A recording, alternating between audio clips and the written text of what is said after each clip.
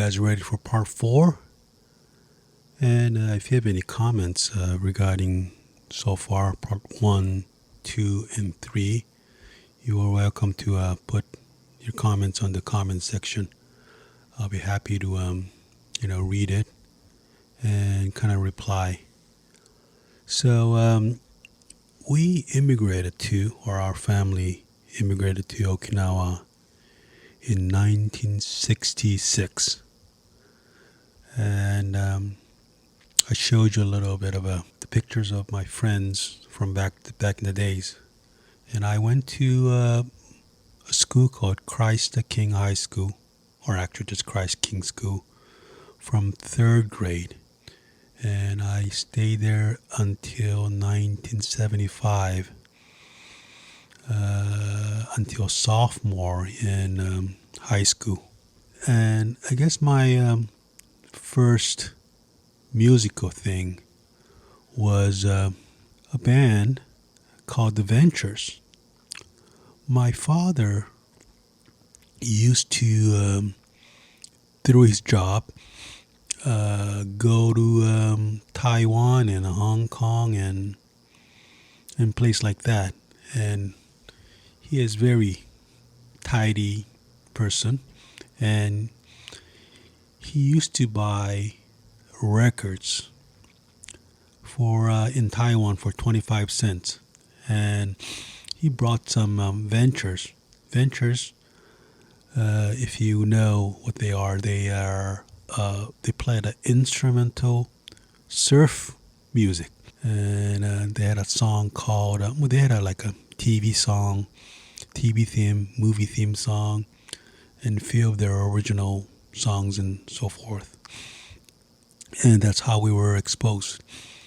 Now we're playing guitar, or one of the slide in here is my first guitar. I believe that guitar is maybe 1967, 68-ish. And what I remember is that I was watching TV in Japan, Japanese channel, and there was a little variety show of the host said we have a very, very special performance film that we want to introduce. I mean, I don't think they called it a video, and it was a film clip of them doing the song "Hey Jude." I believe "Hey Jude" song came out 1968. So I must have just watched this one in 1968, and I thought, wow, that's the Beatles? And that was my first encounter with Beatles. And then when I was going to school, and maybe 68, 69, a few of the schoolmates that was like one grade higher or higher were doing some kind of a band stuff. They were bringing drums and guitars and singing, and they were doing almost like a little talent show. And wow, I was really intrigued. And then I guess I started playing guitar then. So we decided to make a band. My band consisted of a guy named Leo. I'll see if I can find a picture of Leo somewhere. And the guy named Tommy Lowe. He still hangs around on Facebook. So, Tommy, if you're watching this, I'm mentioning your name. And me on a guitar. So, we actually had a talent show. The school had a little auditorium, and we were doing all kinds of talent show. And we made a 3-piece band, and this was 8th grade, I believe, that graduating our so-called elementary grade school. We had kind of funny system where it was like 1 through 8, and then there was high school, 4 more years of high school. So this was end of our elementary school, and we did three songs: Smoke on the Water, Space Trucking, and an original song that I wrote and sang. And one of the other attraction was I was told or asked by a few of the girls. I think those girls were in the pictures that I showed a little earlier. They wanted to sing Top of the World by the Carpenters, and I accompanied really poorly, and that's how we did the show. I don't have any video or picture of those at all. So that was birth of our band, three-piece band, and we started playing like a little dance at the school cafeteria, and one thing led to another. We actually made a band and we called our name Hush. I have to dig out. There were two recordings that survived all throughout the years on a cassette record, and we did a radio show through one of our schoolmate who was like few grade higher than us, who served as like a little DJ. And through her, we got connected with the radio station, and we did two shows on the local radio station.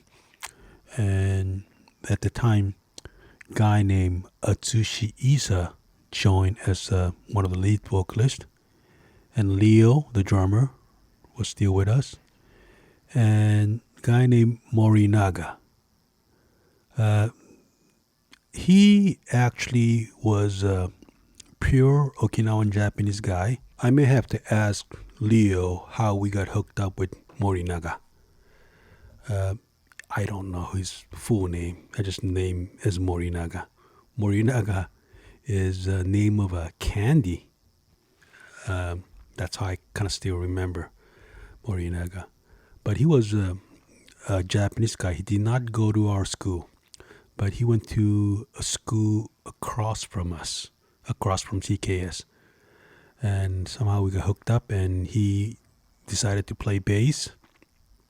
And there's a guy named Wade Miyagi who was one grade lower than us, and he played the keyboards, and me.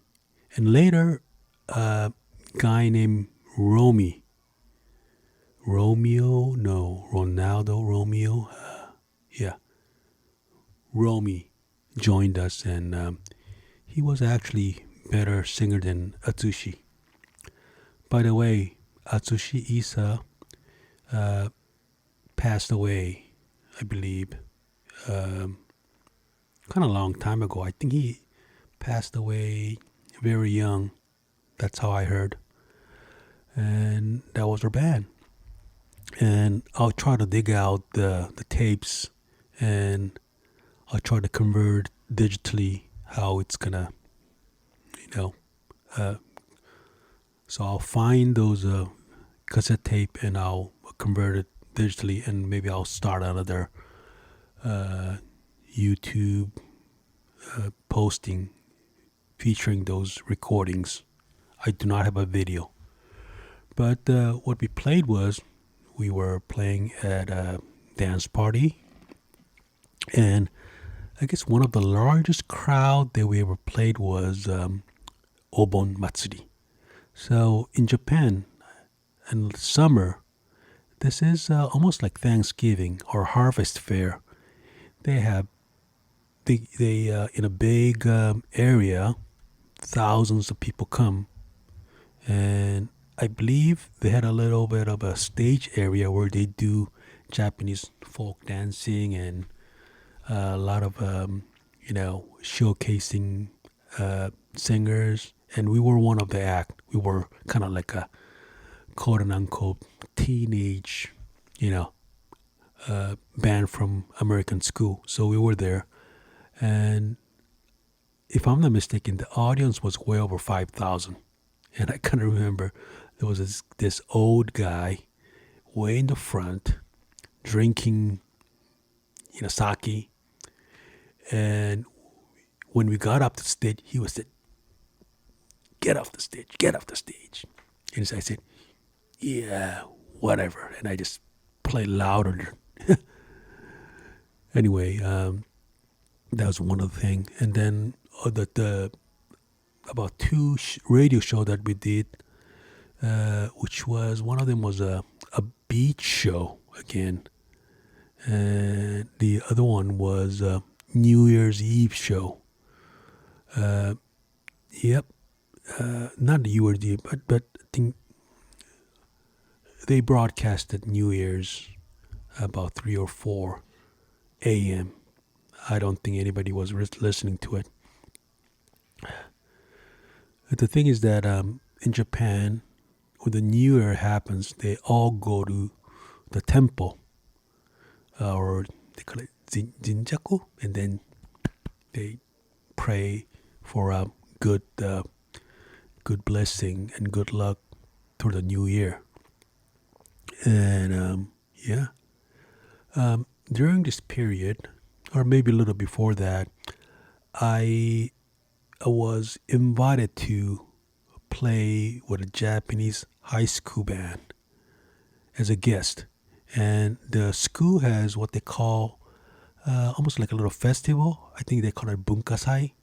And each class would present a showcase. Some did like a little magic trick or comedy, some dancing, and then we did as a band, and I had to wear a Japanese uniform, which was all black and all buttoned up, and pretend I was one of the students who was going to school. And the songs we played was cover of Black Sabbath. we were playing like songs like Iron Man and I believe War Pigs and some Grand Funk and whatnot. Yeah, this was amazing. So the first electric guitar that I had, I'm gonna try to find a little picture here, is a Greco SG copy. This is a copy of a Gibson SG with a little whammy bar or Bigsby. And I had a Crybaby wah, but this was also Crybaby copy, and it was called a Blubber wah. And I did not have an amplifier. And through friend, I think through Leo, that I rented an amp called Tasteco. I kind of looked them up recently, and I think that brand kind of become like a little vintage legend now. It was all tube, and it sounded really good. And of course, what you do is you crank up and you get that rock and roll tune. And occasionally, sometimes we'll play with an amp called Elk. Elk was strictly Fender clone or Fender copy. I think it really sounded good. I mean, to my ears at the time. And I'm kind of regretting that the Greco that I had, I sold it when I came to the United States, and I really, really regret it. So that was beginning of my so-called musical career as a high school kid. And I'll continue part 5, but so far, so good. And see you guys later. Thank you.